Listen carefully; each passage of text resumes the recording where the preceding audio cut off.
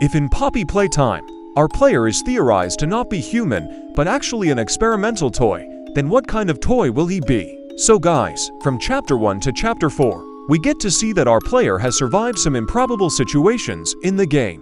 For example, the train crash in Chapter 2 and the deep pitfall at the end of Chapter 4 are some of situations that normal human cannot survive without safety gear.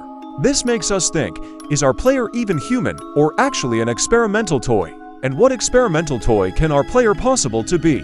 Well, we might get an answer in Mob Entertainment's new comic named A Day in the Life, where we learn about Pianosaurus' day in his life. In that comic, the things Pianosaurus imagines happening in its surroundings aren't real, they're just in his imagination.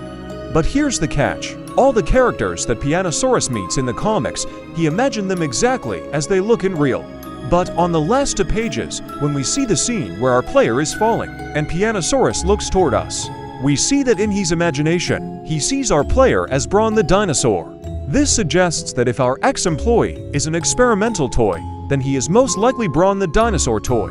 But for true knowledge, in the Yarnaby trailer, we see our player in cinematic shots looking like a human body figure, which most likely debunks this theory. So, there's no need to take this theory too seriously. By the way, what do you think about how our player survived those improbable situations in the game?